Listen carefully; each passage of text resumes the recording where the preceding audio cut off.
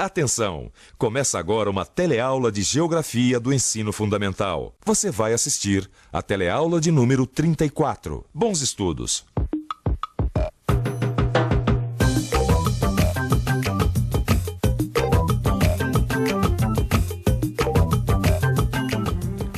Sabe uma coisa que tem me chamado muita atenção no meu trabalho aqui no Porto? É a quantidade de gente que viaja para o Caribe. É verdade, a toda hora um grupo de turistas embarca num navio e vai fazer cruzeiro no Caribe. O que será que tem de tão especial nesse lugar? E onde será que fica? Você sabe? Eu descobri que eu não sei muita coisa sobre o Caribe, mas nunca é tarde para aprender. E é isso que nós vamos fazer juntos na nossa teleaula de hoje. Na teleaula de hoje vamos estudar a região do Caribe, uma região da América marcada pela fragmentação. Você vai conhecer os principais países que constituem a sua geografia, onde praias paradisíacas escondem verdadeiros paraísos fiscais. E vai aprender em que são baseadas as economias nacionais desses países. E atenção que a nossa teleaula está começando agora.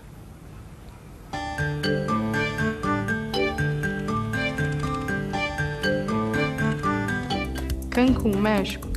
Oi, mãe, tudo bem com a senhora? E papai? Aqui está tudo um sonho. Quando Edu disse que queria passar a nossa lua de mel no Caribe, eu achei a ideia boa, mas superou a minha expectativa. Que litoral maravilhoso! A senhora precisa ver a cor da água. O hotel também parece coisa de cinema.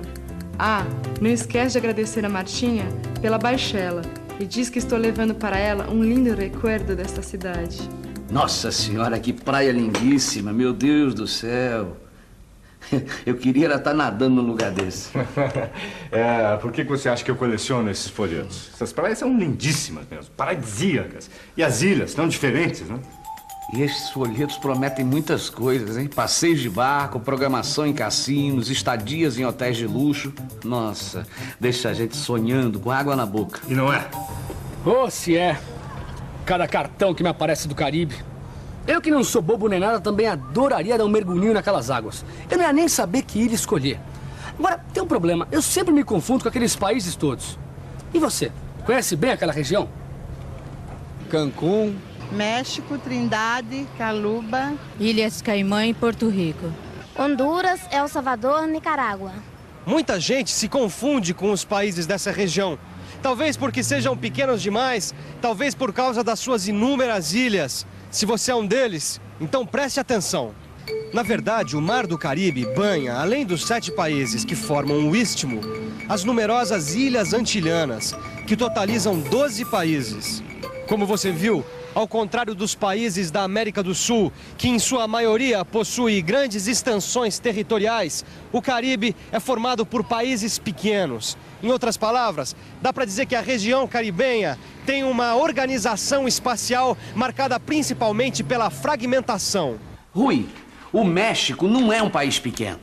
Você tem razão, mas o México é uma exceção. Aliás, ele só não é maior ainda porque várias das suas terras foram anexadas aos Estados Unidos. Isso eu sei. Por isso que algumas cidades norte-americanas têm nomes como Los Angeles, por exemplo. É isso. Agora, dos países do Caribe, o México é o que eu tenho mais notícias. Eu vivo conferindo o embarque e o desembarque de mercadorias trocadas entre Brasil e México. Isso porque o Brasil e o México são 2 dos mais importantes países da América Latina. E o fluxo de mercadorias entre nós e eles tem sido muito grande mesmo. Nossa senhora, mas que regiãozinha mais fragmentada, hein? Eu bem que gostaria de ficar por dentro dessa história. E você, não?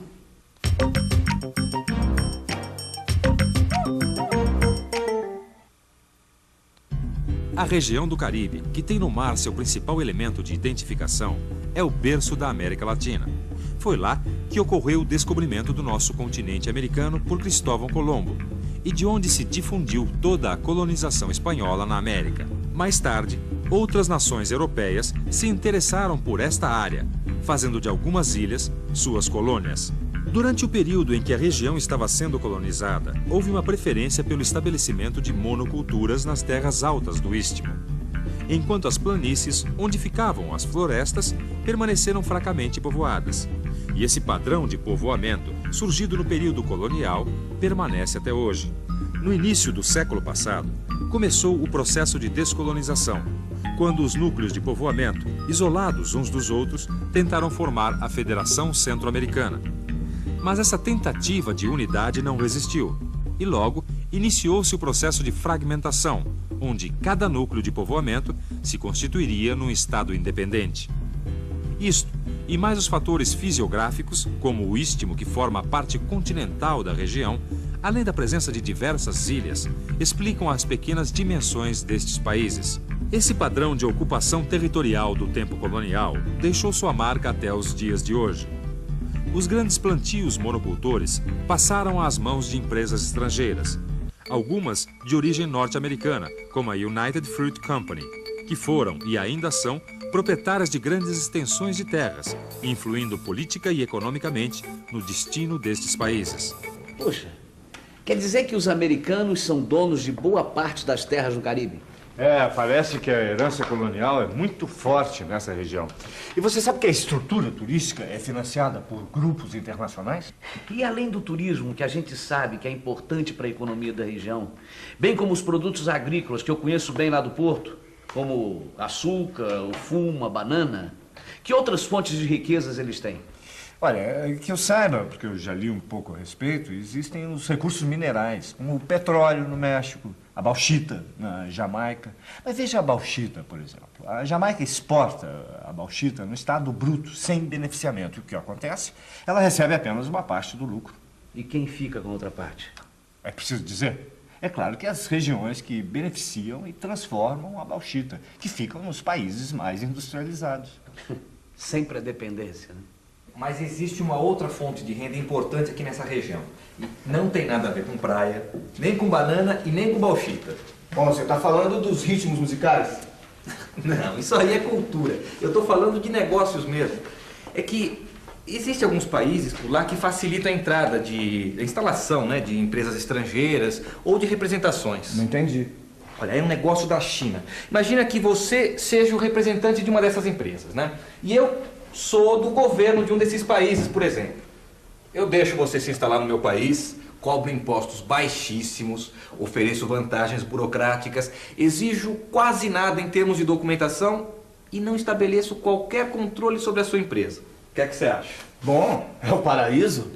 Exatamente. São os paraísos fiscais. Países como as Bahamas são verdadeiros armazéns do capital estrangeiro, deixando os seus proprietários livres dos altos impostos de seus países de origem. Bom, então assim fica fácil. Mas o problema é que esse dinheiro não ajuda nas dificuldades que esses países possuem. Essa dependência não acaba gerando desenvolvimento para eles, muito pelo contrário. Esse negócio de cartão postal é bonito mesmo, né? Mas pra quem mora nessas regiões, as coisas nem sempre são tão bonitas assim. Tem sempre o outro lado da moeda. Olha, ouve só o que eu li nesse jornal. Toda a região do Caribe é caracterizada pela pobreza. Seus indicadores de desenvolvimento humano são muito baixos. Vários grupos dominantes alteram-se no poder, mas nunca resolvem questões sociais básicas. Fragmentada e dependente, essa região é um exemplo de instabilidade política, onde a democracia está sempre por um fio. Não dá pra ver o Caribe sempre com olhos de turista, né? Manágua, Nicarágua. Paulinho, como vão as coisas na velha São Paulo? Como vai o colegial? Estou com saudades de você, meu neto, do nosso Brasil.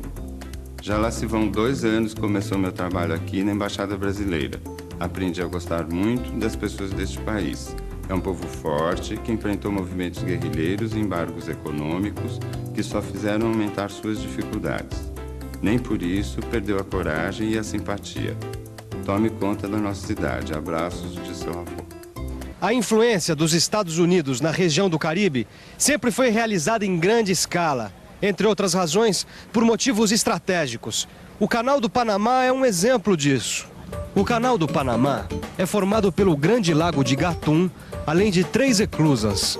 O processo de enchimento e esvaziamento dessas eclusas permite a subida dos navios acima do nível do mar e a sua passagem do Oceano Atlântico para o Oceano Pacífico.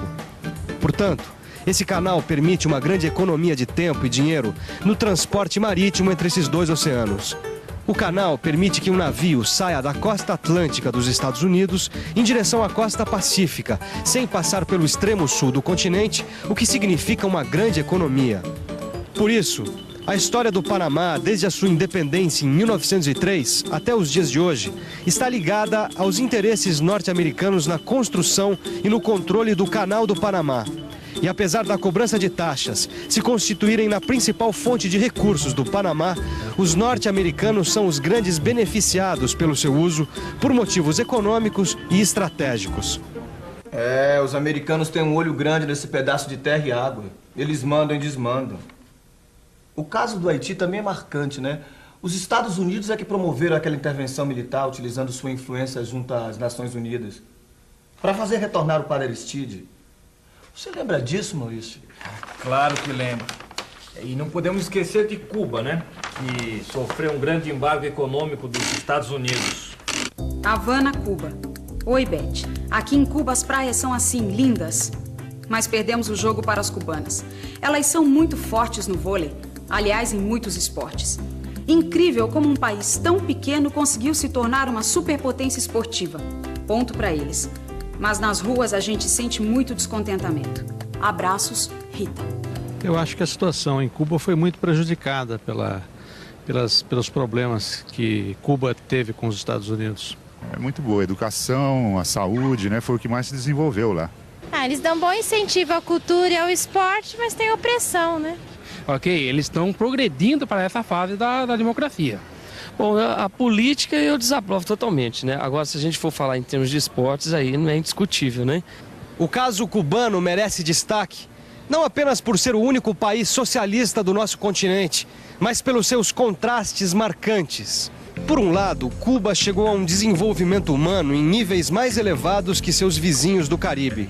Por outro, os princípios democráticos deixam a desejar.